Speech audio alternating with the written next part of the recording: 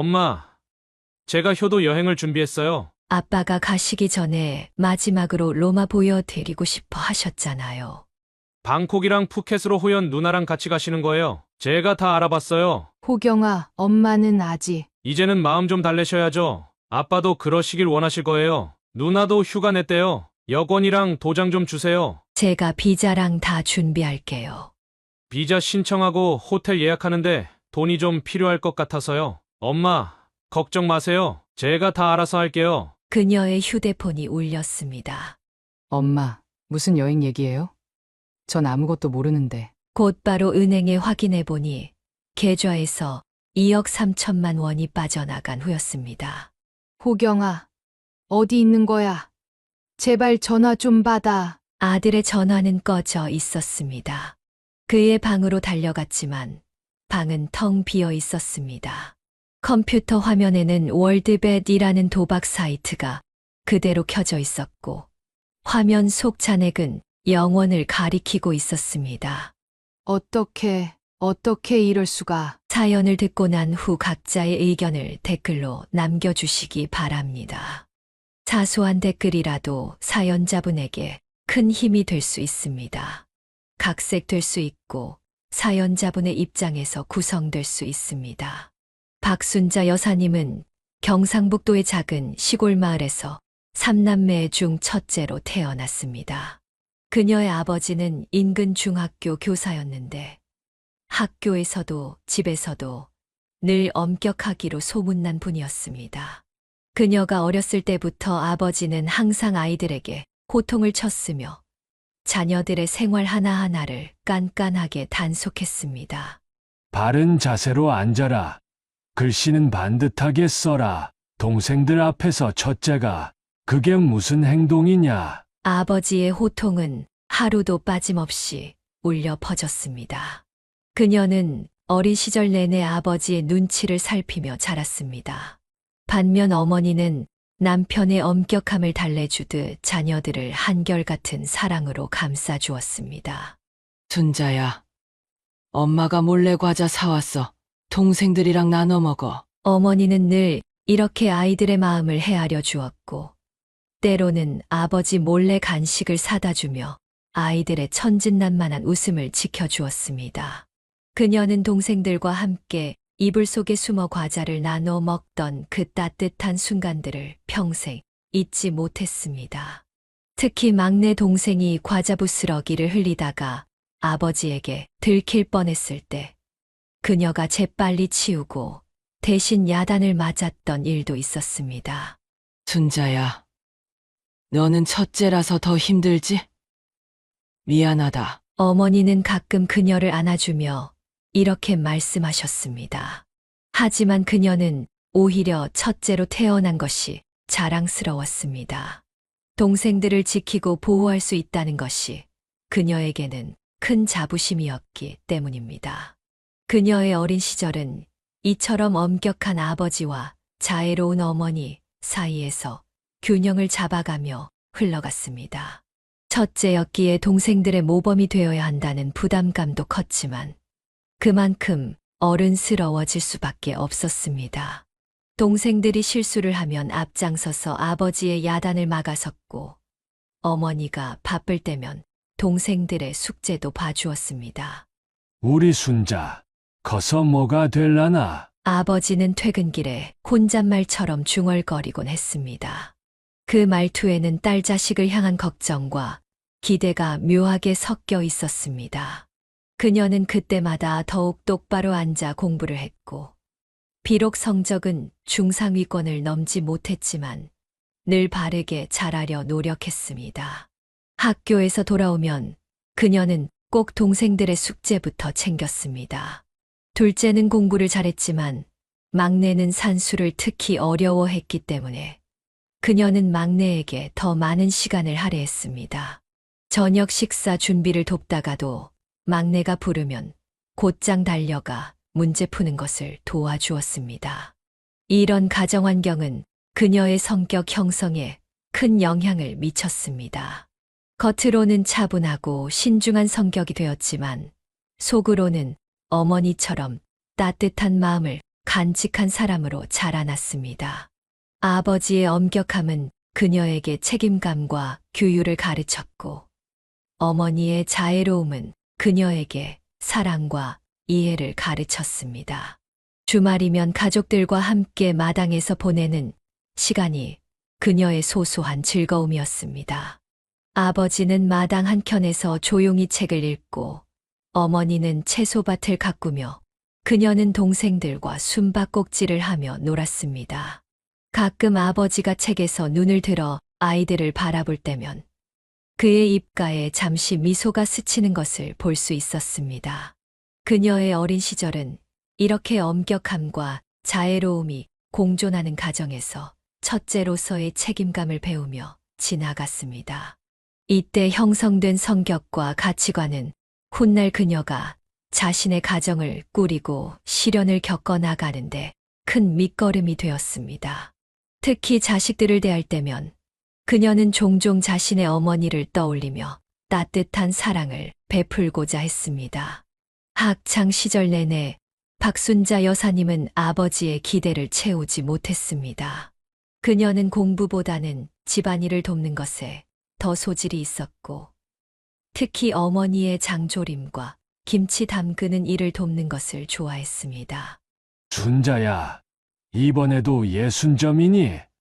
내가 첫째인데 동생들한테 이게 무슨 본보기가 되려고. 아버지의 꾸중이 있을 때마다 어머니는 그녀의 방으로 찾아와 위로해 주었습니다.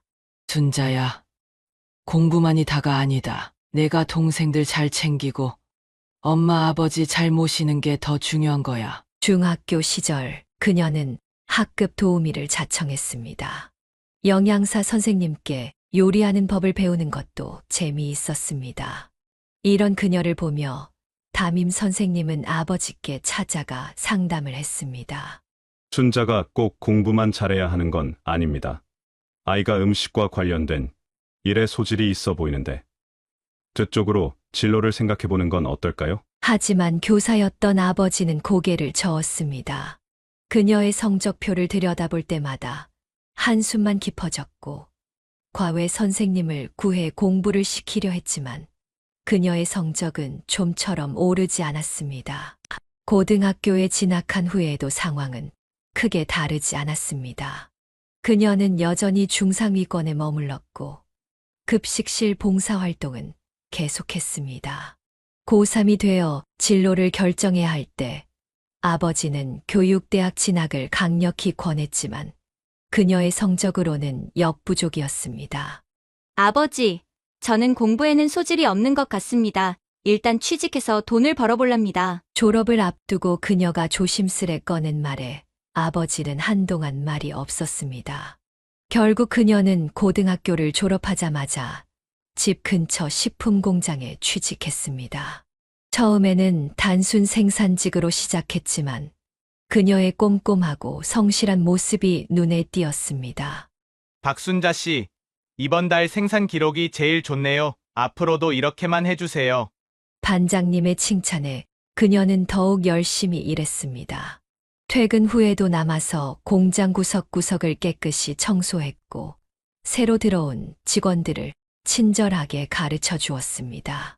이런 그녀의 모습을 지켜보던 공장장은 1년 만에 그녀를 사무직으로 발탁했습니다. 아버지, 제가 이제 사무실로 발령받았어요. 처음으로 아버지께 자랑스러운 소식을 전할 수 있었습니다. 아버지는 여전히 무뚝뚝한 표정이었지만 그날 저녁 어머니가 몰래 알려주길 아버지가 동네 어른들에게 딸 자랑을 했다고 했습니다. 사무직으로 일하면서 그녀는 새로운 세계를 경험했습니다. 영업관리, 재고관리, 품질관리 등 배울 것이 많았지만 그녀는 모든 일을 착실히 해내며 인정받았습니다. 특히 거래처 관리에서 타고난 섬세함을 발휘했고 그녀가 응대하는 거래처들의 만족도가 높았습니다. 순자 씨가 있어서 다행이야. 덕분에 일이 훨씬 수월해졌어. 동료들의 칭찬은 그녀에게 큰 자신감이 되었습니다.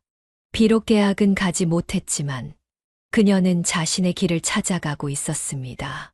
퇴근 후에는 회계 관련 자격증 공부도 시작했고, 영어 회화 학원도 다니며 자기 개발에 힘썼습니다.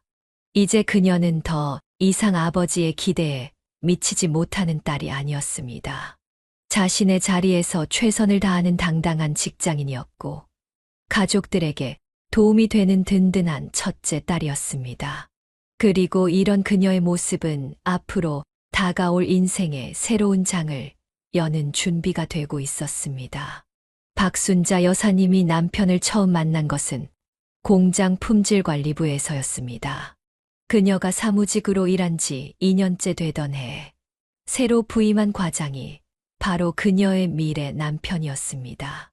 박순자 씨, 이번 분기 보고서 좀 검토해 주시겠어요? 키가 크고 단정한 외모의 그는 늘 부드러운 말투로 직원들을 대했습니다. 야근이 있는 날이면 직원들 저녁을 챙겨주는 세심함도 보였습니다. 순자 씨, 이거 제가 어머니한테 배운 김치찌개 레시피예요. 한번 드셔보세요. 어느 날 그가 들고 온 도시락은 그녀의 마음을 설레게 했습니다. 특히 김치찌개 맛이 그녀의 어머니가 끓이시던 맛과 비슷해서 더욱 마음이 끌렸습니다. 과장님은 요리도 하시나 봐요. 아, 혼자 살다 보니까 이것저것 해보게 되더라고요. 수줍은 대화를 나누던 두 사람은 자연스럽게 가까워졌습니다. 퇴근 후 커피 한 잔을 마시며 이야기를 나누는 시간이 늘어났고, 주말이면 영화를 보러 가기도 했습니다. 순자야, 이 오빠랑 평생 함께 살래? 6개월간의 연애 끝에 그가 청혼했습니다. 그녀는 망설임 없이 고개를 끄덕였습니다. 아버님, 제가 순자 씨와 결혼하고 싶습니다. 그는 정중하게 그녀의 부모님을 찾아뵈었습니다. 평소 무뚝뚝하던 아버지도 그의 반듯한 모습에 흡족해하는 기색이었습니다. 우리 딸 잘 부탁드립니다. 결혼식은 소박하게 치렀습니다. 하지만 그 누구의 결혼식보다도 따뜻했습니다. 어머니는 며칠 전부터 손수 음식을 장만하셨고, 동료들은 축하 노래를 불러주었습니다. 이제 진짜 우리 며느리가 됐구나. 시어머니는 그녀를 꼭 안아주었습니다. 그녀는 새로운 가족을 맞이하는 설렘과 두려움이 교차했지만 남편의 든든한 눈빛에서 용기를 얻었습니다. 신혼여행지로 택한 경주는 그들의 첫 번째 추억이 되었습니다. 불국사의 돌계단을 오르며 서로를 의지했고, 안압지의 달빛 아래서 미래를 이야기했습니다. 우리 순자, 나랑 결혼해줘서 고마워. 오빠가 고마워해야 할 게 뭐가 있다고. 넌 내가 찾던 바로 그 사람이야. 석굴암에서 맞이한 새벽 일출은 그들의 찬란할 미래를 암시하는 듯 했습니다. 남편은 그녀의 손을 꼭 잡고 새로운 시작을 약속했습니다. 신혼집은 회사 근처의 작은 빌라였습니다. 비록 좁은 공간이었지만 둘이 함께 꾸민 보금자리는 더없이 따뜻했습니다. 그녀는 퇴근 후에도 늘 활기찼고, 남편은 그런 그녀를 보며 행복해했습니다. 우리 집사람이 만든 김치가 우리 어머니보다 더 맛있네. 남편의 칭찬에 그녀는 더욱 살림에 정성을 쏟았습니다. 시부모님 방문이 잦아졌고, 그때마다 그녀의 정성스러운 음식은 시어머니의 칭찬을 받았습니다. 순자야, 우리 아들 잘 부탁해. 내가 있어서 아들이 이렇게 좋아하는 걸 보니 나도 참 기쁘다. 새로운 가정을 이루고 적응해가는 과정은 순탄했습니다. 남편은 늘 그녀를 배려했고, 그녀 역시 남편을 위해 최선을 다했습니다. 이제 그들은 새로운 생명을 맞이할 준비를 하고 있었습니다. 결혼 생활 2년 차, 박순자 여사님은 첫 아이를 가졌다는 소식을 들었습니다. 그녀의 남편은 매일 저녁 퇴근길에 영양제를 사들고 왔고, 무거운 것 하나 들지 못하게 했습니다. 여보, 이제 어머님한테 말씀드려야 할 것 같아. 그래. 나도 우리 아기 생각하면 벌써부터 가슴이 두근거린다. 임신 소식을 전하자 시어머니는 곧바로 찾아와 산후조리를 도와주겠다고 하셨습니다. 아들이겠지? 우리 며느리가 이렇게 예쁜데 분명 아들일 거야. 시어머니는 틈만 나면 아들을 낳으라는 말씀을 하셨습니다. 그녀는 그때마다 씁쓸한 미소를 지을 수밖에 없었습니다. 괜찮아. 우리는 아들이든 딸이든 한 명만 낳아서 잘 키우면 돼. 남편은 그녀의 마음을 알아챈 듯 늘 이렇게 다독여 주었습니다. 임신 중에도 그녀를 위해 요리를 하고 주말이면 산책을 함께하며 태교에 신경 썼습니다. 출산일이 다가오자 시어머니는 아이의 짐을 싸들고 왔습니다. 그리고 마침내 진통이 시작된 날, 남편과 시어머니는 병원에서 밤을 새웠습니다. 여보, 딸이에요. 힘든 산고 끝에 그녀가 작은 목소리로 말했습니다. 시어머니의 표정이 잠시 굳었지만 남편은 환하게 웃으며 아기를 받아 안았습니다. 우리 딸, 정말 예쁘다. 여보, 고생 많았어. 시어머니는 며칠 동안 말씀이 없으셨습니다. 하지만 젖병을 물리고 기저귀를 갈아주는 손길만큼은 한결같이 따뜻했습니다. 어머니, 죄송해요. 무슨 소리야? 이렇게 예쁜 손녀를 주셨는데 뭐가 죄송하다고 그래? 시어머니는 오히려 그녀를 위로해 주셨습니다. 점차 손녀의 매력에 빠져드신 시어머니는 더 이상 아들 타령을 하지 않으셨습니다. 딸아이는 남편을 쏙 빼닮았습니다.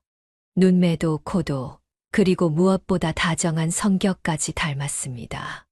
어린 시절부터 고맙습니다. 죄송합니다라는 말을 먼저 하는 아이로 자랐습니다. 엄마, 나 유치원에서 친구랑 싸웠어. 그래?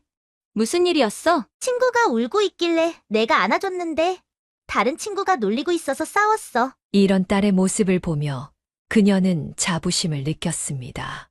남편도 퇴근 후면 딸과 놀아주느라 시간 가는 줄 몰랐습니다. 여보, 우리 딸 하나면 충분해. 이렇게 착하고 예쁜 딸이 있는데 뭐가 더 필요하겠어. 그렇게 세월이 흘러 딸이 초등학교에 입학할 무렵 시어머니는 이미 손녀 바보가 되어 있었습니다. 주말마다 손녀를 데리고 공원에 다니시며 자랑하기 바빴습니다. 우리 손녀는 공부도 잘하고 친구들하고도 잘 어울리고 아들 낳으라고 했던 내가 미안해. 시어머니의 말씀에 그녀는 눈시울이 붉어졌습니다. 그동안의 걱정과 부담이 한순간에 녹아내리는 것 같았습니다. 이제 그녀의 가정은 딸과 함께 더없이 행복했습니다. 첫째 딸이 5살이 되었을 무렵 박순자 여사님은 두 번째 임신 소식을 알게 되었습니다. 그녀는 이번에는 시어머니의 바람대로 아들을 낳고 싶은 마음이 간절했습니다. 여보, 이번에는 조심해야 해. 첫째, 때보다 몸이 약해진 것 같으니까. 남편의 걱정 어린 말에도 그녀는 웃으며 괜찮다고 했습니다. 하지만 임신 3개월째 갑작스러운 복통이 찾아왔습니다. 어머니, 저 배가 너무 아파요. 한밤중에 찾아온 통증에 시어머니를 깨웠지만 병원에 도착했을 때는 이미 늦었습니다. 의사는 안타까운 표정으로 유산 소식을 전했습니다. 이게 다 내가 몸 관리를 제대로 못해서 그런 거야. 여자가 조심성이 없으니. 시어머니의 날카로운 질책이 그녀의 가슴을 더욱 아프게 했습니다. 첫째 딸이 어리둥절한 표정으로 그녀를 바라보았지만 그녀는 아무 말도 할 수 없었습니다. 어머니, 그만하세요. 이 사람이 얼마나 조심했는데요. 남편이 그녀를 감싸주었지만 시어머니의 서운함은 쉽게 가라앉지 않았습니다. 엄마, 왜 울어? 아파? 첫째 딸이 물을 때마다 그녀는 꾹 참아야만 했습니다. 그렇게 몇 달이 지나고 그녀는 점차 일상으로 돌아왔습니다. 하지만 시어머니의 날선 말들은 계속되었습니다. 나이 들어서 애 낳기가 쉽지 않을 텐데. 2년이라는 시간이 흘렀습니다. 그녀는 건강관리에 더욱 신경 썼고 한의원도 다니며 몸을 보했습니다. 그리고 마침내 다시 한번 임신 소식을 알게 되었습니다.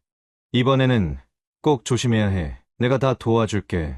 남편은 전보다 더 세심하게 그녀를 챙겼습니다. 시어머니도 이번에는 달랐습니다. 며느리의 건강을 위해 매일 삼계탕을 끓여주시고 산책도 함께 해주셨습니다. 어머니, 이번에는 잘 될 거예요. 그쵸? 그럼. 이번에는 꼭 건강한 손주를 안게 해다오. 시어머니의 목소리에는 더 이상 날카로움이 없었습니다. 그렇게 조심스럽게 지내던 어느 날, 그녀는 태동을 느꼈습니다. 여보, 아기가 움직여요. 이번에는 모든 것이 순조로웠습니다. 정기검진에서도 아이의 상태는 늘 양호했고, 의사도 건강한 출산이 될 거라고 장담했습니다. 축하합니다. 건강한 사내아이입니다. 드디어 그녀는 아들을 품에 안을 수 있었습니다. 시어머니는 기쁨의 눈물을 흘리셨고, 남편은 아내의 손을 꼭 잡았습니다. 엄마, 이제 나 누나가 된 거야? 첫째 딸이 호기심 어린 눈으로 물었습니다. 그녀는 이제 두 아이의 어머니가 되었습니다. 시련을 겪은 만큼 더욱 값진 선물 같은 아들이었습니다. 순자야, 미안하다. 내가 너무 매정했지. 시어머니의 사과에 그녀는 고개를 저었습니다. 이제는 모든 것이 감사할 뿐이었습니다. 건강한 아들의 탄생으로 가족의 상처는 치유되었고, 새로운 행복이 시작되었습니다. 둘째 아들이 태어난 후 박순자 여사님의 일상은 180도 달라졌습니다. 아들은 태어날 때부터 체질이 약했고 잔병치레가 잦았습니다. 밤낮으로 열이 오르내리기 일쑤였고 젖도 제대로 물지 못했습니다. 여보, 오늘도 열이 38도네요. 아이고, 우리 아들 또 병원에 가봐야겠다. 거의 매일 아들을 안고 병원을 다녔습니다. 의사는 면역력이 약하다며 특별한 관리가 필요하다고 했습니다. 그녀는 아들의 건강을 위해 모든 신경을 쏟았습니다. 엄마, 나 학교 숙제 좀 봐줘. 첫째 딸이 다가올 때면 그녀는 늘 같은 대답을 했습니다. 미안해. 호경이가 지금 아파서 내가 알아서 해줄 수 있지? 어린 딸은 늘 씩씩하게 고개를 끄덕였지만 그녀는 딸의 눈에 서린 서운함을 보지 못했습니다. 시간이 갈수록 딸은 조용해졌고 혼자서 모든 것을 해결하려 했습니다. 여보, 큰애도 좀 신경 써. 남편의 걱정 어린 목소리에도 그녀는 답답한 마음뿐이었습니다.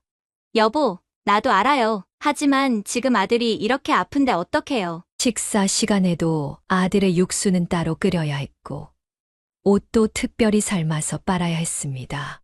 첫째는 이제 혼자 밥을 차려 먹는 것이 익숙해졌고 숙제도 스스로 해결했습니다.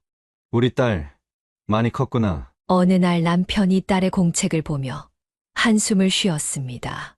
여보, 오늘은 내가 큰애 학교 상담 갔다 올게. 당신은 아들 좀 봐줘요. 남편은 최대한 딸에게 관심을 보이려 노력했습니다. 주말이면 딸과 단둘이 공원에 가기도 하고 문방구에 들러 학용품을 사주기도 했습니다. 아빠, 나는 괜찮아요. 호경이가 아프잖아. 딸의 어른스러운 대답에 남편의 마음은 더욱 아팠습니다. 저녁이면 그는 아내와 조심스레 대화를 나누었습니다. 여보, 우리 호연이 너무 일찍 어른이 되는 것 같아서 걱정이야. 나도 알아요. 하지만 지금은 호경이가 아프니까. 대화는 늘 그렇게 끝났습니다. 시어머니마저 아들의 건강을 최우선으로 여기셨고 딸에게는 철이 든다며 오히려 대견해 하셨습니다. 우리 손녀는 역시 달라. 어려서부터 이렇게 의젓하니. 그렇게 세월이 흘러갔습니다. 아들의 건강은 조금씩 나아졌지만 그래도 그녀의 관심은 늘 아들에게 쏠려 있었습니다. 첫째 딸은 점점 더 독립적으로 변해갔고 가족들과 대화도 줄어들었습니다. 엄마, 저 이번에 반장 됐어요. 어느 날 딸이 조심스레 전한 소식에 그녀는 무심코 대답했습니다. 그래? 잘 됐구나. 아, 호경이 약 먹을 시간이네. 딸의 얼굴에 스친 실망감을 그녀는 보지 못했습니다. 하지만 남편은 보았습니다. 그날 밤 남편은 다시 한번 진지하게 이야기를 꺼냈습니다. 여보, 우리 이러다가 큰애를 잃을 수 있어요. 아무리 작은 애가 아프다고 해도 두 아이 다 우리 자식이잖아요. 그제서야 그녀는 자신의 행동을 돌아보게 되었습니다. 하지만 이미 첫째 딸의 마음에는 보이지 않는 상처가 자리 잡고 있었습니다. 세월이 흘러 호연이가 대학교 합격 소식을 받던 날, 박순자 여사님은 처음으로 딸의 방을 찾아갔습니다. 호경이가 고등학교에 입학하고 건강도 많이 좋아져서 그녀는 비로소 큰딸을 돌아볼 여유가 생겼습니다. 호연아, 엄마가 잠깐 들어가도 될까? 네, 들어오세요. 호연이는 책상에 앉아 대학 입학 서류를 정리하고 있었습니다. 그녀는 딸의 뒷모습을 보며 눈시울이 붉어졌습니다. 이제 보니 우리 딸 많이 컸네. 엄마, 왜 그러세요? 호연아, 미안해. 그녀의 목소리가 떨렸습니다. 남편이 방 밖에서 이 모습을 지켜보고 있었습니다.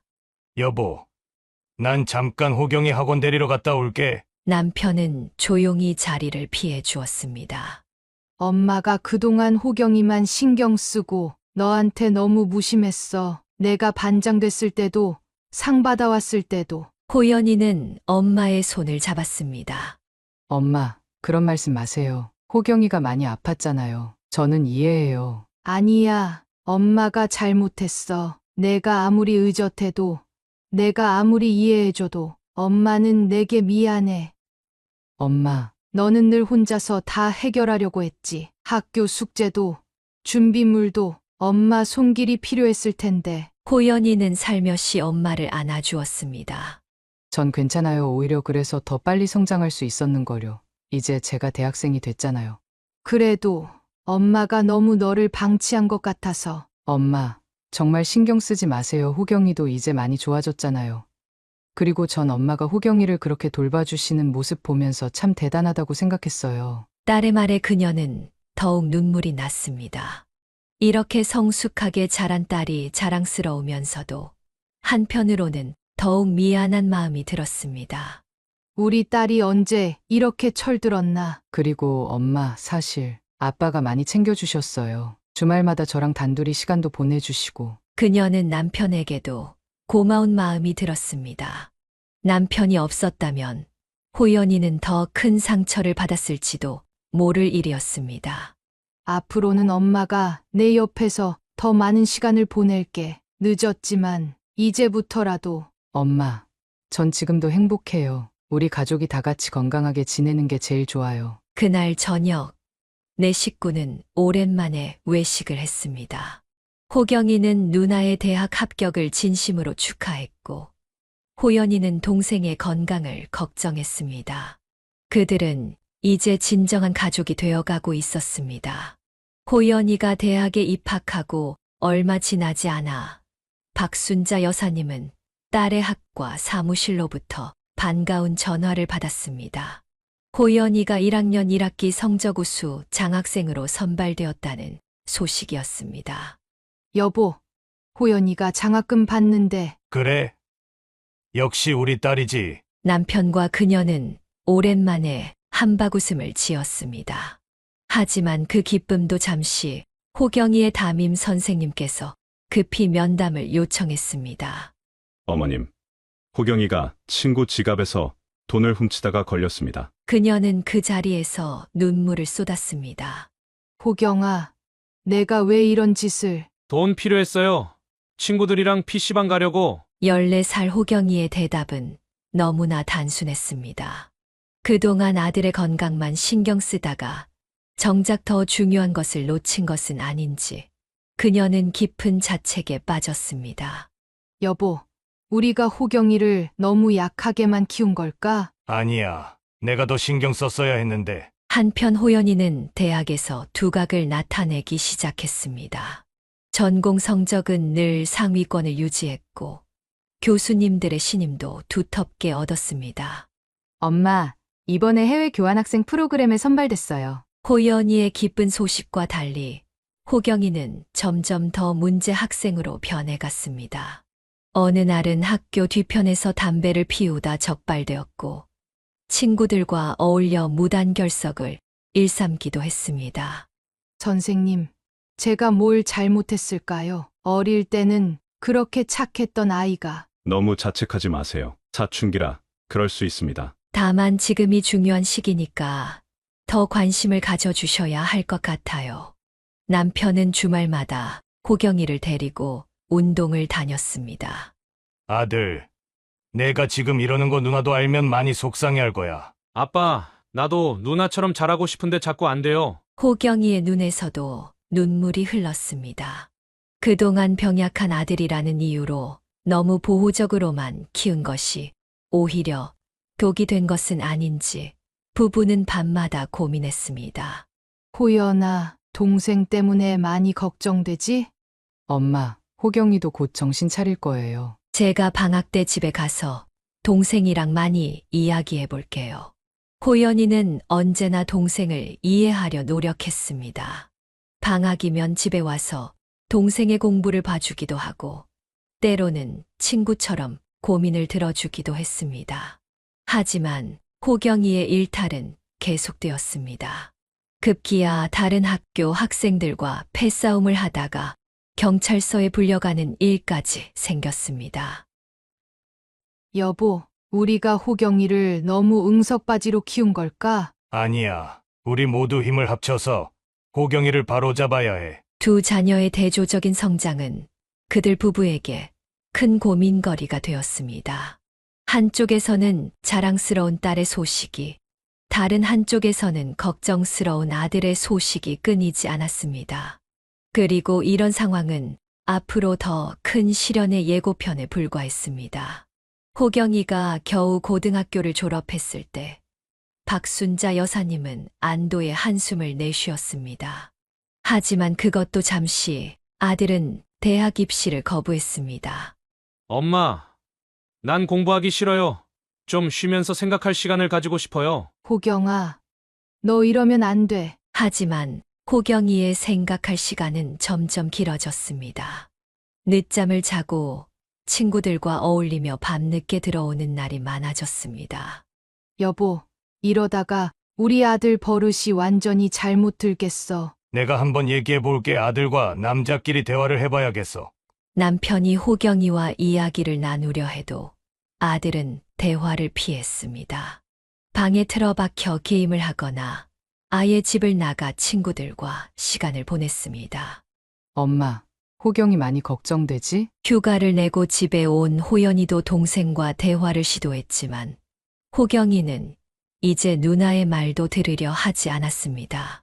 호경아, 내가 하고 싶은 게 뭔데? 나도 몰라. 누나, 그냥 다 짜증나고 하고 싶은 것도 없고 그냥 평생 게임만 하고 싶어. 그렇게 1년이 지나고 2년이 지났습니다. 호경이의 친구들은 하나둘 군대에 가거나 직장을 구했지만 그는 여전히 방황했습니다. 여보, 내가 동생한테 연락해 볼게. 동생이 운영하는 페인트 공장에서 일을 배워보는 건 어떨까? 동생은 흔쾌히 조카를 받아주겠다고 했습니다. 호경아, 삼촌 공장에서 일해보지 않을래? 싫어요. 그런 거 하기 싫다니까요. 결국 그녀는 처음으로 아들에게 강경한 태도를 보였습니다. 이제는 내 맘대로 할 수 없어. 다음 주부터 삼촌 공장으로 출근해. 처음에 호경이는 반발했지만 어머니의 단호한 태도에 마지못해 따르기로 했습니다. 우리 아들 잘 좀 부탁할게. 걱정하지 마, 누나. 내가 호경이 똑바로 가르칠게. 첫날 호경이는 페인트 냄새가 역겹다며 투덜거렸습니다. 하지만 시간이 지날수록 그의 표정이 조금씩 변하기 시작했습니다. 엄마, 오늘 처음으로 혼자서 페인트 배합해봤어요. 한 달 만에 처음으로 들은 긍정적인 이야기였습니다. 동생은 조카를 칭찬했습니다. 누나, 생각보다 호경이가 손재주가 있네. 기술자의 눈을 가지고 있어. 그렇게 6개월이 지나자 호경이는 조금씩 책임감을 가지기 시작했습니다. 아침 일찍 일어나 출근하는 것이 습관이 되었고 월급을 받아 처음으로 어머니에게 용돈을 드렸습니다. 엄마, 그동안 죄송했어요. 비록 늦은 시작이었지만 호경이는 천천히 자신의 길을 찾아가고 있었습니다. 그리고 그녀는 이제야 아들의 미래에 대한 작은 희망을 보기 시작했습니다. 호경이가 페인트 공장에서 일한 지 2년이 지났을 무렵 박순자 여사님은 아들의 달라진 행동을 눈치채기 시작했습니다. 야근이 잦아졌고 주말에도 친구들과 약속이 있다며 자주 외출했습니다. 여보, 호경이가 요즘 돈을 많이 쓰는 것 같아. 그래. 월급으로 저축하고 있다고 하지 않았어? 어느 날 밤 호경이의 방에서 흐느끼는 소리가 들렸습니다. 문을 열어보니 아들이 컴퓨터 앞에서 머리를 쥐어뜯고 있었습니다. 호경아, 무슨 일이야? 엄마, 저 큰일 났어요. 떨리는 목소리로 호경이가 고백했습니다. 친구들과 어울려 시작한 인터넷 도박이 걷잡을 수 없이 커졌다는 것. 그동안 모아둔 돈을 모두 잃었다는 것. 거기에 지인들에게 2천만 원의 빚까지 지게 되었다는 사실을 알게 되었습니다. 이 정신 나간 놈아! 남편은 처음으로 아들에게 손을 들었습니다. 당신, 진정해. 이미 일어난 일이잖아. 그녀는 남편을 말렸지만 가슴 속은 무너져 내렸습니다. 호경이의 통장을 확인해 보니 6천만 원이 넘는 돈이 모두 사라져 있었습니다. 호연이는 한밤중에 달려왔지만 할 말을 찾지 못했습니다. 그녀는 깊은 한숨을 내쉬며 결단을 내렸습니다. 여보, 내가 모아둔 적금이 있어요. 일단 호경가 빌린 빚부터 갚아야겠네. 그녀는 단호했습니다. 지인들에게 진 빚은 하루라도 빨리 갚아야 했습니다. 호경아, 이번이 마지막이다. 알겠지? 아들은 고개를 떨구고 울기만 했습니다.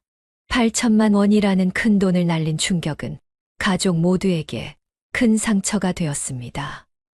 엄마, 제가 어떻게 갚아야 할지. 이제 도박은 절대 하면 안 돼. 약속할 수 있어? 호경이는 손가락 걸고 맹세했지만 그녀의 마음속 불안은 쉽게 가라앉지 않았습니다. 도박의 늪에서 빠져나오기가 얼마나 어려운지 그녀는 이제야 알게 되었습니다. 여보, 우리 호경이 도박 중독 치료도 받아봐야 할 것 같아요. 남편도 동의했고 호경이도 순순히 따랐습니다. 도박 중독 치료를 시작하면서 박순자 여사님은 매주 목요일마다 호경이와 함께 병원을 찾았습니다. 처음에는 아들이 치료에 거부감을 보였지만 전문의의 따뜻한 상담이 효과가 있었습니다. 엄마, 저 이제 정말 도박 안 할 거예요, 다시는. 그래, 엄마가 믿을게. 치료 초기 석 달 동안은 눈에 띄는 변화가 있었습니다. 호경이는 퇴근 후 곧장 집으로 돌아왔고 주말이면 가족들과 시간을 보냈습니다. 동생은 조카의 달라진 모습에 기특함을 느꼈습니다. 그래, 내가 그렇게 나오니 삼촌이 얼마나 좋으냐. 하지만 6개월이 지나면서 변화가 생기기 시작했습니다. 먼저 목요일 상담을 빼먹기 시작했습니다. 오늘은 일이 너무 밀려서 다음 주에 갈게요. 그녀는 불안했지만 이를 핑계로 하는 아들을 강제할 수는 없었습니다. 여보, 호경이가 또 상담을 안 갔어. 그래도 이제 일에 열중하는 것 같으니 지켜보자고. 어느 날 밤 그녀는 우연히 아들의 핸드폰을 보게 되었습니다. 도박 사이트 접속 기록이 있었습니다. 호경아, 너 또... 엄마, 이건 그냥 심심해서 돈은 안 걸었어요. 아들의 말을 믿고 싶었지만 그녀의 마음속 불안은 커져만 갔습니다. 하지만 겉으로 보기에 호경이는 안정을 찾은 것 같았습니다. 월급을 꼬박꼬박 모으기 시작했고 자신의 페인트 공장을 열겠다는 계획도 세웠습니다. 엄마, 내가 이번에 장비를 좀 알아봤는데 사업은 조금 더 신중하게 생각해 보는 게 어떨까? 그녀는 아들의 계획이 불안했습니다. 하지만 호경이는 나름의 사업 계획을 세워왔습니다.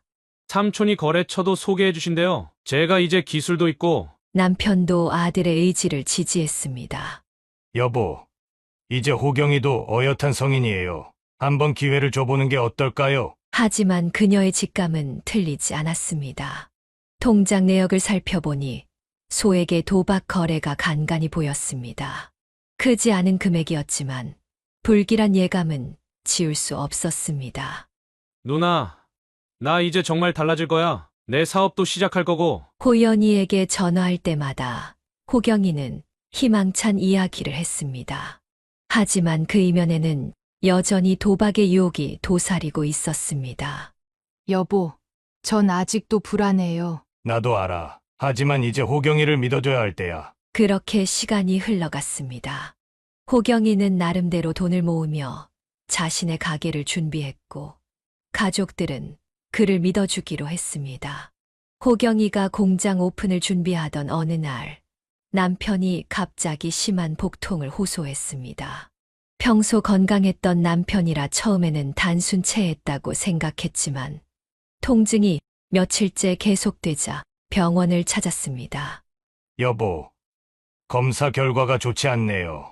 남편은 담담한 목소리로 말했지만 그의 손은 떨리고 있었습니다. 췌장암 말기였습니다. 이미 다른 장기로 전이가 시작된 상태였습니다. 아니야, 이럴 순 없어. 그녀는 남편의 손을 꼭 잡았습니다. 의사는 항암 치료를 권했지만 완치 가능성은 희박하다고 했습니다. 엄마, 아빠 꼭 나으실 거예요. 호연이가 달려왔습니다. 호경이도 이를 미루고 병원으로 왔습니다. 순자야, 병실에서 둘만 있을 때 남편이 그녀의 손을 잡았습니다. 나 항암 치료 안 할래. 가능성이 없다잖아. 대신 마지막으로 가족들이랑 좋은 추억을 만들고 싶어. 여보, 그래도 치료는 결정했어. 고통스럽게 병원에 누워있는 것보다 마지막으로 행복한 시간을 보내고 싶어. 남편의 눈빛은 단호했습니다. 그녀는 한참을 울고 나서야 남편의 뜻을 받아들였습니다. 아빠, 제가 모아둔 돈도 있어요. 해외여행 다녀오시면 어떨까요? 호연이가 제안했습니다. 남편은 평생 해외여행 한 번 가보지 못했습니다. 항상 자녀들 교육과 생활비를 먼저 생각했기 때문입니다. 그래, 마지막으로 멋진 곳 구경하고 싶네. 그녀는 은행에 가서 모든 적금을 해지했습니다. 은행에도 연락해서 대출이 가능한 금액을 확인했습니다. 여보, 우리 그동안 가보고 싶었던 곳 다 가봐요. 그래, 너랑 함께라면 어디든 좋아. 자녀들도 힘을 보탰습니다. 호연이는 휴가를 냈고 호경이도 공장 준비를 잠시 미뤘습니다. 아빠, 어디가 가고 싶으세요? 글쎄, 유럽의 아름다운 성당들도 보고 싶고 지중해의 푸른 바다도 보고 싶네. 가족들은 밤늦게까지 여행 계획을 세웠습니다. 의사는 3개월 시한부 판정을 내렸지만 그들은 희망을 버리지 않았습니다. 여보, 우리 이제까지 못 해본 것들 다 해보자. 그래, 내가 늘 미안했어. 당신한테 고생만 시키고. 무슨 소리예요? 당신 덕분에 난 행복했어요. 그들은 서로를 바라보며 웃었지만 둘 다 눈물을 참고 있었습니다. 30년을 함께한 인생의 마지막이 이렇게 찾아올 줄은 몰랐습니다. 엄마, 아빠, 우리 다 같이 좋은 추억 만들어요. 자녀들의 말에 그들은 용기를 냈습니다. 이제 그들에게는 시간이 얼마 남지 않았지만 그 시간만큼은 가장 행복한 순간으로 만들기로 했습니다. 유럽 행비행기를 타기 전날 박순자 여사님은 밤새 짐을 꾸렸습니다. 남편의 약은 물론 따뜻한 내복과 담요까지 하나하나 정성스레 챙겼습니다. 여보, 비행기 타도 괜찮겠어? 그래, 난 괜찮아. 너무 걱정하지 마. 첫 목적지는 이탈리아 로마였습니다. 남편은 비행기에서 창밖을 내내 바라보았습니다. 구름 위로 떠오르는 태양을 보며 그의 눈에는 촉촉한 기운이 맺혔습니다. 아빠, 이제 곧 도착해요. 호연이가 남편의 손을 잡았습니다. 호경이는 아버지의 어깨를 조심스레 마사지해 주었습니다. 로마에 도착한 첫날, 그들은 바티칸 성당을 찾았습니다. 웅장한 성당 안에서 남편은 오랫동안 묵묵히 앉아 있었습니다. 여보, 피곤하면 호텔로 돌아갈까? 아니, 조금만 더 있자. 이런 걸 언제 또 보겠어. 둘째 날, 트레비 분수에서 소원을 빌었습니다. 남편은 동전을 3개 던졌습니다. 뭐라고 빌었어요? 비밀이지. 하지만 다 우리 가족을 위한 거야. 하지만 베니스로 이동하는 기차 안에서 남편의 상태가 급격히 나빠지기 시작했습니다. 식은땀을 흘리며 괴로워했습니다. 아빠, 괜찮으세요? 그래, 잠깐 쉬면 나아질 거야. 하지만 베니스에 도착했을 때 남편은 이미 걷기조차 힘들어했습니다. 곤돌라를 타려 했지만 그는 호텔 침대에서 일어나지 못했습니다. 여보, 우리 병원부터 가봐야 할 것 같아요. 현지 병원에서 검사를 받은 결과 암이 예상보다 빠르게 진행되고 있다는 진단이 나왔습니다. 의사는 즉시 귀국을 권했습니다. 미안해. 내가 너무 무리했나 봐. 비행기 표를 급하게 변경하고 그들은 서둘러 귀국길에 올랐습니다. 남편은 비행기 안에서 계속 잠만 잤습니다. 엄마, 아빠 많이 힘드신가 봐요. 호연이는 눈물을 훔쳤고 호경이는 말없이 아버지의 손을 잡고 있었습니다. 인천공항에 도착하자마자 그들은 구급차를 타고 병원으로 향했습니다. 겨우 3일간의 여행이었지만 남편의 얼굴은 하루가 다르게 쇠약해져 갔습니다. 여보, 미안해요. 더 많은 곳을 보여드리지 못해서. 아니야. 난 행복했어. 평생 꿈꿔왔던 걸 이루었잖아. 병실에서 남편은 로마에서 찍은 사진들을 보며 미소 지었습니다. 비록 짧은 여행이었지만 그의 얼굴에는 만족감이 묻어났습니다. 바티칸의 그 천장화 정말 아름다웠지? 네, 우리 다음에 또 가요. 둘 다 그 다음이 없다는 것을 알면서도 그렇게 말할 수밖에 없었습니다. 남편의 상태는 급격히 나빠졌고 이제 그들에게 남은 것은 병실에서의 시간뿐이었습니다.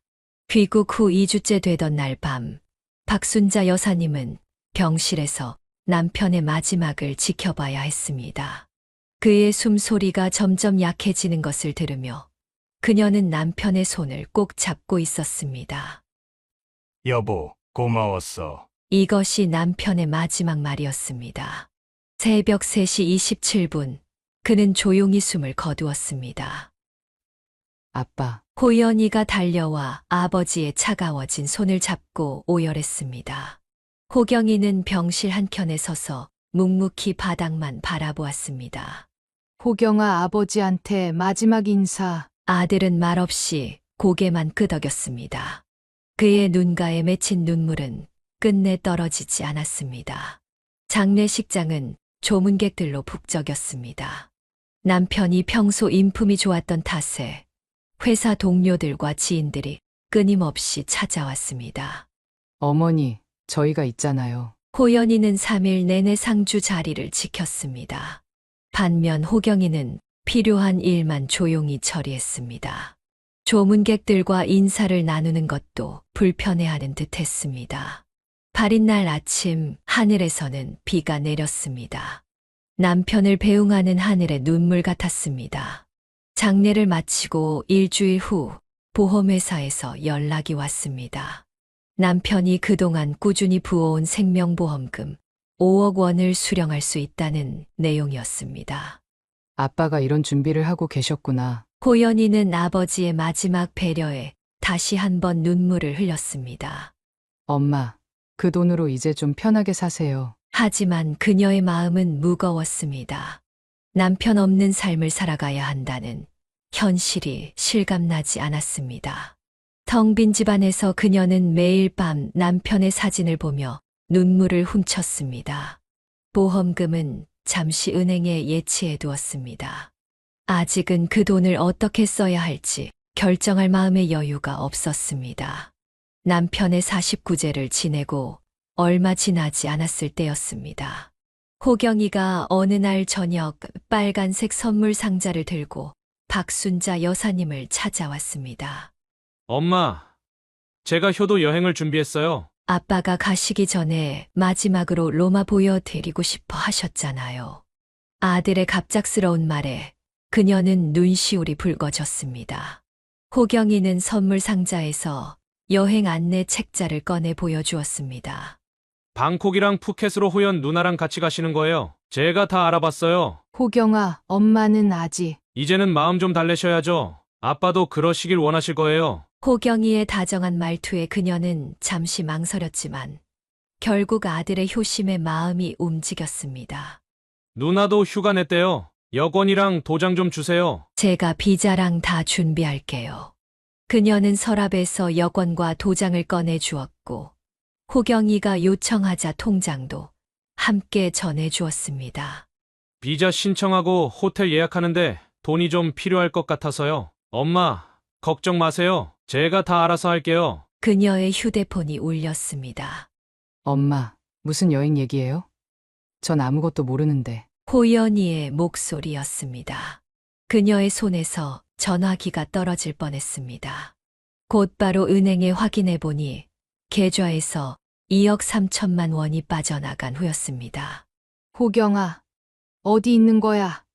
제발 전화 좀 받아. 아들의 전화는 꺼져 있었습니다. 그의 방으로 달려갔지만 방은 텅 비어 있었습니다. 컴퓨터 화면에는 월드벳이라는 도박 사이트가 그대로 켜져 있었고 화면 속 잔액은 0원을 가리키고 있었습니다.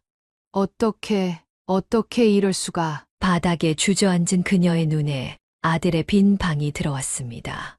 옷장은 텅 비어 있었고 서랍에는 여러 장의 비차용증이 놓여 있었습니다. 자체업자들에게 빌린 돈만 해도 5천만 원이 넘었습니다. 엄마, 제가 지금 바로 갈게요. 호연이가 달려왔을 때 경찰은 이미 수사에 착수한 뒤였습니다. 형사들이 호경이의 컴퓨터를 조사하면서 충격적인 사실들이 하나둘 밝혀졌습니다. 강호경 씨가 최근 3개월간 도박 사이트에서 잃은 금액이 총 4억 원이 넘습니다. 사채 빚까지 합하면 형사의 말에 그녀는 그 자리에서 실신할 뻔했습니다. 남편이 평생을 바쳐 모은 보험금, 딸의 결혼 자금으로 쓰려 했던 그 돈이 하룻밤 사이에 증발해버린 것입니다. CCTV 분석 결과 호경이는 강남의 한 고시원에서 발견되었습니다. 피투성이가 된 얼굴로 사채업자들에게 쫓기고 있었습니다. 제발 엄마 한 번만 더 기회를 주세요. 그러나 이번에는 달랐습니다. 그녀의 눈에서는 더 이상 눈물이 나오지 않았습니다. 호경아, 이제 너를 아들로 인정할 수 없구나. 마침내 체포된 호경이의 모습은 처참했습니다. 도박 중독에 사로잡혀 꼬박 3일을 컴퓨터 앞에서 보냈다고 했습니다. 아버지의 장례식 때도 슬퍼할 겨를 없이 도박에 빠져 있었다는 충격적인 사실도 밝혀졌습니다. 엄마, 이번에는 꼭 신고하셔야 해요. 더 이상 호경이를 도와주는 게 아니에요. 박순자 여사님은 호연이의 말에 천천히 고개를 끄덕였습니다. 경찰서로 향하는 차 안에서 그녀의 손은 떨리고 있었습니다. 피해자가 어머님 맞으시죠? 고소장에 서명해 주시면 됩니다. 펜을 쥐는 순간 지난 세월이 주마등처럼 스쳐 지나갔습니다. 병약했던 아들을 살리기 위해 밤새 안고 달려갔던 기억, 첫 월급을 받아와 내밀던 순수한 미소, 그리고 아버지의 임종을 지키던 날의 굳은 표정까지. 저는 꼭 해야 하나요? 어머니, 이대로 두시면 호경 씨는 더 큰 범죄에 빠질 수 있습니다. 담당 형사의 말에 그녀는 결국 고소장에 서명했습니다. 그 순간 어딘가에서 호경이의 절규가 들리는 것만 같았습니다. 체포 영장이 발부되고 이틀 후 호경이는 한 모텔에서 체포되었습니다. 도박 사이트에서 번 돈으로 부적절한 만남까지 일삼고 있었다는 충격적인 사실도 드러났습니다. 엄마, 제발 고소 취하해 주세요. 잘못했어요. 호경이는 포승줄에 묶인 채 어머니를 향해 절규했습니다. 이러면 안 되는 건데, 이러면 안 되는 건데. 구치소에 수감된 후 호경이는 매일같이 반성문을 보내왔습니다. 하지만 그녀는 더 이상 아들의 편지를 읽지 않았습니다. 재판이 시작되었습니다. 호경이는 법정에서 무릎을 꿇고 어머니에게 용서를 빌었습니다. 어머니, 마지막 기회를 주세요. 제가 평생 갚아나가겠습니다. 검사는 5년형을 구형했습니다. 횡령과 배임, 그리고 다른 불법적인 죄목이 추가되었기 때문입니다. 피고인은 자신의 어머니를 속여 거액을 횡령했을 뿐만 아니라 아버지의 장례식 직후라는 시점까지 고려할 때 죄질이 매우 불량합니다. 판사는 최종적으로 3년형을 선고했습니다. 호경이는 법정 구속되었고 그가 교도소로 향하는 순간까지 엄마 미안해요 를 외쳤습니다. 어머니, 이제 좀 편해지실 거예요. 호연이가 그녀의 손을 잡았습니다. 하지만 그녀의 가슴 한켠에는 여전히 아들을 향한 애틋함이 남아 있었습니다. 교도소행 호송차가 떠나는 것을 바라보며 그녀는 마지막으로 한숨을 내쉬었습니다. 이제 정말 끝이구나. 그날 밤 그녀는 남편의 영정 앞에서 오랫동안 흐느꼈습니다. 아들의 미래가 이렇게 될 줄 알았다면 처음부터 달리 키웠을까 하는 후회가 밀려왔습니다. 아들이 구속된 후 박순자 여사님은 깊은 우울에 빠졌습니다. 빈 집에 혼자 있는 시간이 늘어나면서 자책과 후회의 시간을 보냈습니다. 엄마, 이러고 계시면 안 돼요. 새로운 시작을 하셔야죠. 호연이의 걱정 어린 목소리에 그녀는 천천히 고개를 들었습니다. 거울 속에 비친 자신의 모습이 낯설었습니다. 그래, 이제는 나도 새로 시작해야지. 다음 날 아침 그녀는 일찍 일어나 화장을 했습니다. 오랜만에 단정한 옷차림을 하고 집을 나섰습니다. 아파트 관리사무소에서 미화원을 구한다는 공고를 보았기 때문입니다. 나이가 좀 있으시네요. 일만 열심히 하면 되는 거 아닌가요? 그녀의 단호한 눈빛에 관리소장은 고개를 끄덕였습니다. 다음 주부터 일을 시작하게 되었습니다. 새벽 4시 알람 소리에 일어나 아파트 단지를 청소하는 일은 결코 쉽지 않았습니다. 허리는 끊어질 듯 아팠고 손은 거칠어졌습니다.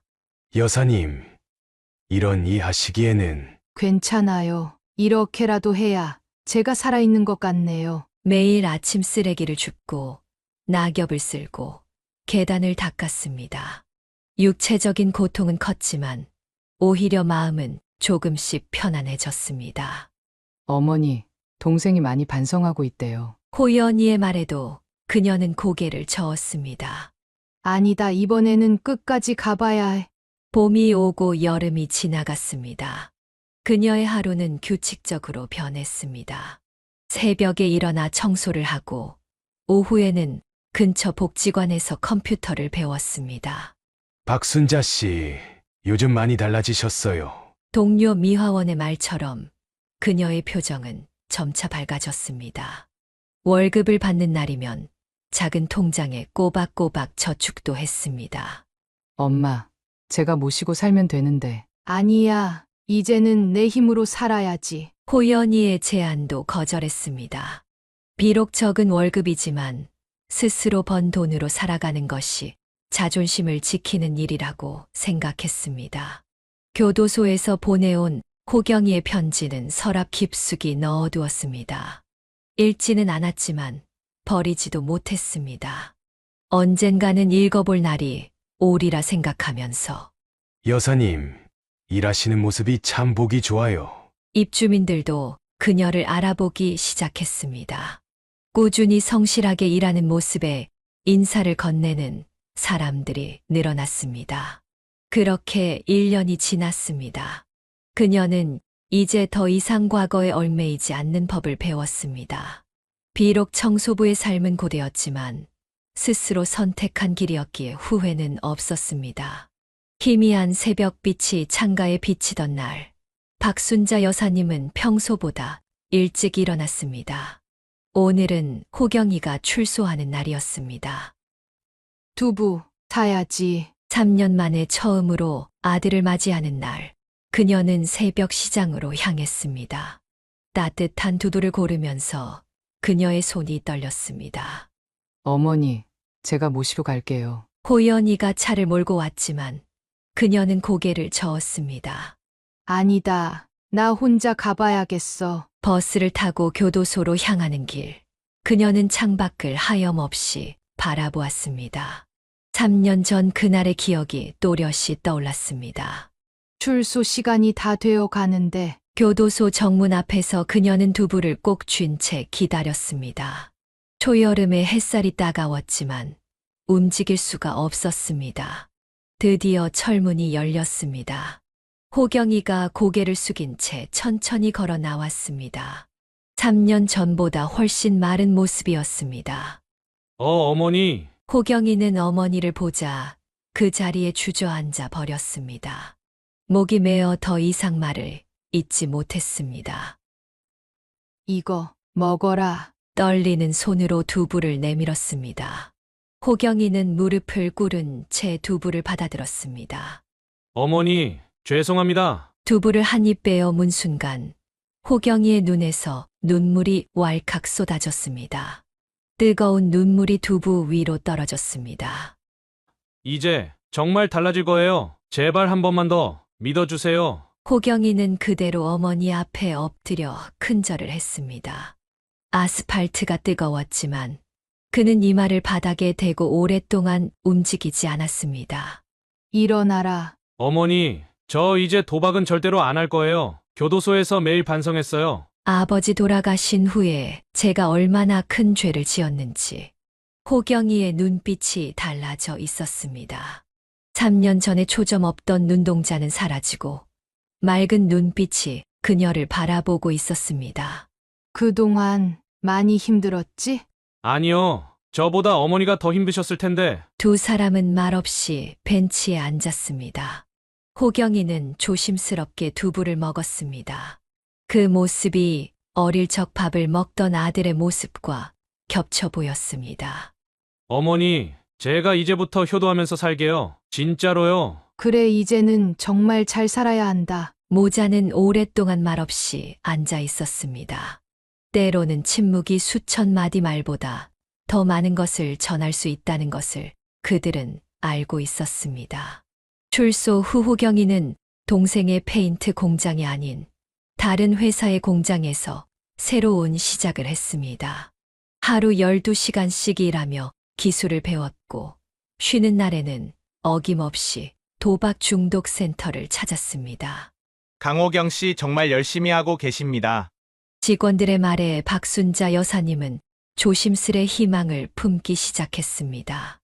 호경이는 월급을 받을 때마다 어머니께 용돈을 드리려 했지만 그녀는 받지 않았습니다. 내 돈은 내가 모아라. 엄마는 지금처럼 살 수 있으니까. 2년이 지나자 호경이는 공장장으로 승진했습니다. 밤낮으로 일하며 기술을 익힌 덕분이었습니다. 그리고 3년째 그는 작은 공장을 인수할 기회를 잡았습니다. 어머니, 이제 제 이름으로 된 공장이 생겼어요. 처음으로 자신의 공장 문을 열던 날, 호경이의 눈에는 눈물이 고여 있었습니다. 도박 때문에 모든 걸 잃었던 그때가 생각나서요. 매주 화요일 저녁이면 그는 도박 중독 센터를 찾았습니다.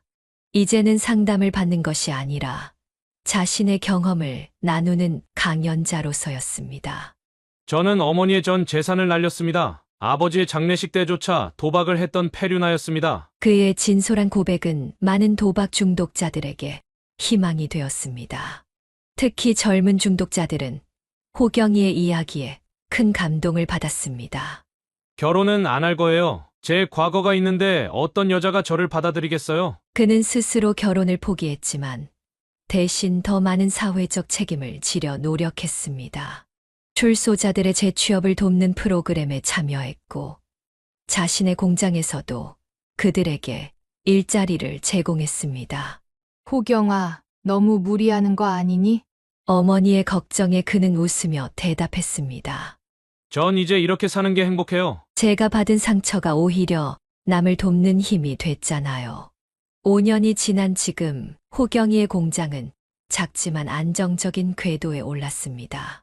매달 도박 중독자 재활센터에 후원금을 보내고 출소자들의 자립을 돕는 일에도 앞장섰습니다. 어머니, 이제는 저를 조금은 자랑스러워 하실 수 있나요? 따뜻한 봄날, 호경이는 어머니와 함께 아버지의 산소를 찾았습니다. 무덤 앞에서 그는 긴 이야기를 했습니다. 자신이 얼마나 변화했는지, 앞으로 어떻게 살아갈 것인지를. 아버지, 저 이제 정말 달라졌어요. 지켜봐 주세요. 그의 눈빛은 더 이상 흔들리지 않았습니다. 이제 그는 진정으로 새로운 삶을 살아가고 있었습니다. 이제 일흔이 된 박순자 여사님은 호연이가 사는 아파트 근처로 이사를 했습니다. 여전히 아파트 청소 일을 하고 있었지만 오후에는 손녀 지은이를 돌보는 재미에 푹 빠져 있었습니다. 할머니, 오늘은 무슨 간식 만들어 주실 거예요? 우리 지은이가 좋아하는 호떡 만들어줄까? 손녀와 함께하는 시간은 그녀의 하루 중 가장 행복한 순간이었습니다. 지은이는 할머니의 손을 꼭 잡고 공원을 산책하는 것을 좋아했습니다. 엄마, 이제 일 그만하시고 제가 모실게요. 호연이의 걱정 어린 말에도 그녀는 고개를 저었습니다. 아니야. 이렇게 일하는 게 오히려 건강에 좋아. 나도 이제 적응됐어. 남편이 남긴 보험금 중 남은 절반은 여전히 은행에 고스란히 보관되어 있었습니다. 매달 한 번씩 호경이가 찾아왔습니다. 어머니가 좋아하는 과일을 사들고 오는 것을 잊지 않았습니다. 하지만 그녀는 여전히 아들의 통장이나 재정 상태를 묻곤 했습니다. 걱정 마세요. 이제는 정말 달라졌어요. 비록 완전한 신뢰는 아직 회복되지 않았지만 그들은 서로를 이해하려 노력했습니다. 호경이는 한 달에 한 번 도박 중독 센터의 재정 보고서를 어머니께 가져왔고 공장 운영 상황도 투명하게 공유했습니다. 할머니, 삼촌은 왜 결혼 안 해요? 지은이의 천진한 질문에 그녀는 잠시 말을 잊었습니다. 삼촌은 지금 다른 사람들 돕는 일이 더 중요하대. 저녁이면 그녀는 남편의 사진 앞에 앉아 하루 일과를 이야기했습니다. 여보, 우리 호경이가 이제 정말 잘 살고 있어요. 당신이 보시면 좋아하실 텐데. 평화로운 일상 속에서 그녀는 비로소 진정한 행복을 느꼈습니다. 아침에는 청소를 하고 오후에는 손녀와 놀아주고 가끔은 호경이의 공장에도 들러 직원들과 이야기를 나누었습니다. 어머니, 저는 이제 정말 행복해요. 호경이의 말에 그녀는 따뜻하게 미소 지었습니다. 비록 과거의 상처는 완전히 아물지 않았지만 이제 그들은 각자의 자리에서 평화를 찾아가고 있었습니다. 그렇게 그녀의 하루하루는 조용히 그리고 평화롭게 흘러갔습니다. 아침 일찍 일어나 청소를 하고 손녀와 시간을 보내고 때로는 도박 중독자 가족 모임에 참석해 자신의 이야기를 나누는 것. 이것이 그녀가 찾은 행복한 노후의 모습이었습니다. 사연을 듣고 댓글을 남겨주시기 바랍니다. 사소한 의견일지라도 사연자분에게는 큰 힘이 됩니다. 노골적인 악성 댓글은 사연자분에게 상처가 될 수 있으니 삼가주시기 바랍니다.